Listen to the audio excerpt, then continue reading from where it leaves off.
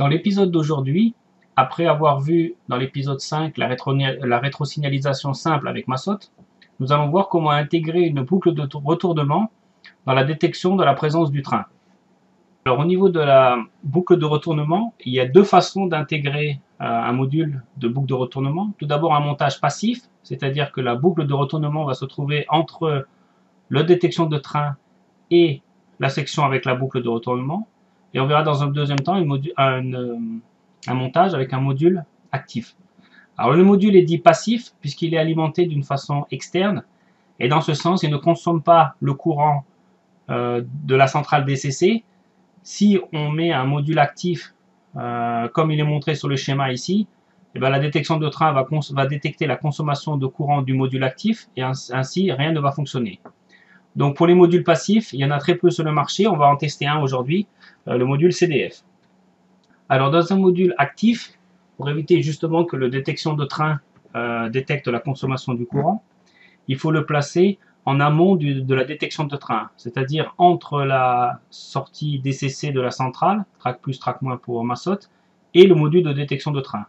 Alors on a un gros avantage quand on utilise les détecteurs Massot, détection de train, puisque chaque sortie ou chaque canton a son alimentation propre. Donc en fait, on n'est pas obligé d'utiliser, comme dans certains cas avec d'autres marques, une seule sortie alimentée par la boucle de retournement. On peut imaginer même une détection de train alimentée par deux boucles de retournement qui iraient alimenter deux cantons en boucle de retournement. Sur mon réseau, j'ai prévu 8 boucles de retournement au total, 7 pour des vraies boucles et une 8e pour une plaque tournante. Donc j'ai décidé avant de me lancer dans le montage de faire des tests et c'est pour ça qu'aujourd'hui je vais vous présenter les résultats que j'ai obtenus à partir de 3 modules de boucles de retournement que j'ai acheté sur commerce. Donc je me suis naturellement lancé avec Massot puisque toute l'électronique et la centrale est Massot, mais j'ai aussi testé un module Lens et un module CDF. Je vous ai indiqué ici les prix de vente pour vous donner, en gros c'est le même prix, le Massot étant un peu plus cher. Réseau de test en boucle de retournement. Alors on voit ici que le rail gauche est alimenté par un fil rouge de ma centrale et de l'autre côté le rail droit par un fil bleu. On va faire une section isolée. Alors on va la trouver ici. Elle est marquée ici par les éclisses isolantes Massot. Et cette section ici, là, où je trouve mon tournevis, sera alimentée par un module de boucle de retournement. Et pour simuler la sortie de la boucle de retournement, de nouveau deux éclisses isolantes. Et cette portion de rail ici est alimentée à l'inverse. On voit que le fil rouge est ici et le fil bleu est ici. De cette façon, j'ai simulé le retournement du train avec une inversion de la polarité entre les deux rails. Au niveau du montage, on retrouve ici le module de détection de train avec son alimentation classique, c'est-à-dire le plus et le moins qui va donc venir de la boucle de retournement, et ici le câble de rétro qui va au canton. Donc en fait ici ma voie de boucle de retournement, mon fil rouge et bleu, est alimenté par le module de détection de train, donc le câble vert ici et le câble bleu qui est l'équivalent de la masse, le tout venant, alors c'est là qu'on voit peut-être pas très bien, donc d'un domino ici qui va me permettre de sélectionner. Ici je suis sur la position CDF, les deux câbles suivants je suis sur la position Lens, et les deux premiers, les 5e et 6e plots ici, c'est mon module de retournement Massot, parce qu'en fait ici je les ai câblés les trois l'un à côté de l'autre. Alors pour vous expliquer en détail, donc le Massot, comme dans l'épisode boucle de retournement, l'alimentation plus moins qui vient de ma centrale Massot, c'est les câbles standards chez moi rouge et bleu.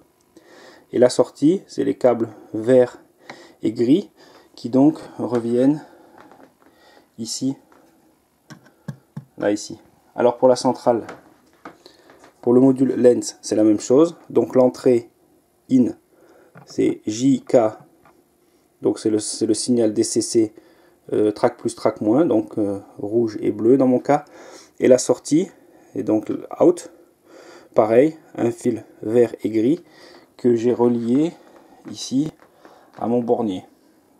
Et pour le module CDF, si vous vous souvenez de l'introduction, il y a une petite spécificité dans le sens où ici on a les entrées voie hors boucle, donc ça c'est l'alimentation DCC, rouge-bleu. La sortie du module vert-gris, mais comme il est passif, il lui faut une alimentation dédiée. Donc moi j'ai simplement utilisé aujourd'hui l'alimentation de la centrale. Alors si on a beaucoup de boucles de retournement, c'est bien d'avoir une autre alimentation, mais pour les besoins de la vidéo aujourd'hui, je me suis contenté de l'alimentation DCC. Et donc toutes mes alimentations DCC se retrouvent ici dans mon petit boîtier qui est relié ici à la centrale avec un câble rouge-bleu. J'ai oublié de préciser qu'effectivement mon module de détection de train ici, il est lié comme dans l'épisode 5 à mon module de feedback qui lui-même est alimenté, remonte l'information ici par ce câble de rétrosignalisation directement vers la centrale. Voilà au niveau du schéma. Donc une boucle de retournement qui peut être une des trois, qui va alimenter ici au niveau du bornier en fonction de ce que je veux tester mon module de détection de train qui lui-même va être relié par ces deux fils au canton qui se trouve juste au-dessus, et c'est là où on va faire nos essais. Donc on va faire un essai avec ma saute à grande vitesse. On voit que la machine fait un petit arrêt. On refait à grande vitesse. Voilà, elle s'arrête. Il faut la pousser et redémarrer la centrale pour qu'elle continue sa course. Alors si on le fait à petite vitesse, là je me mets au cran 2.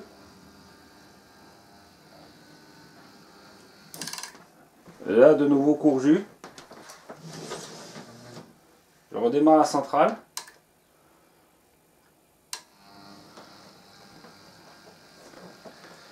Donc le résultat n'est pas super concluant avec ma saute, alors on va le reculer.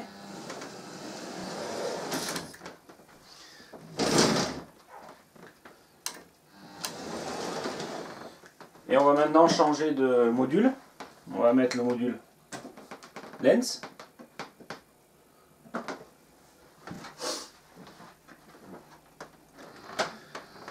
Je me mets au cran 2 du navigateur.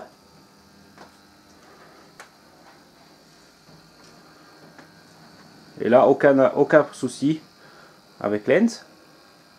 On va accélérer un petit peu pour la faire sortir de la zone.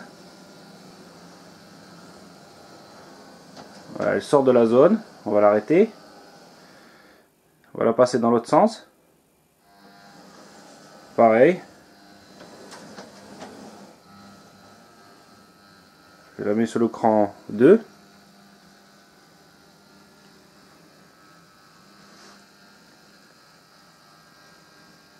Donc même à vitesse lente, le passage sur les doubles éclisses se font sans problème. On va essayer maintenant avec CDF.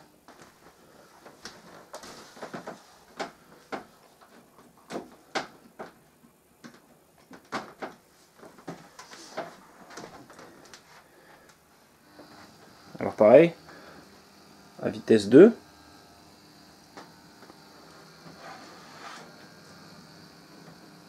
Là, aucun souci dans la rentrée dans la zone. Donc la locomotive est rentrée, je vais l'accélérer un petit peu. Je m'approche de la fin, je vais remettre à la vitesse 2. On entend le basculement, mais la locomotive s'est comportée correctement. On repart dans l'autre sens. Donc pareil à vitesse 2. Aucun problème pour la rentrée dans la zone. Je vais accélérer un petit peu. Donc, je la redescends à 2 crans. Pardon. Voilà, 2 crans. Et là, on entend la boucle qui bascule. Et la locomotive qui sort impeccable. Conclusion du test, ma saute pas terrible. Lens et CDF sans aucun problème.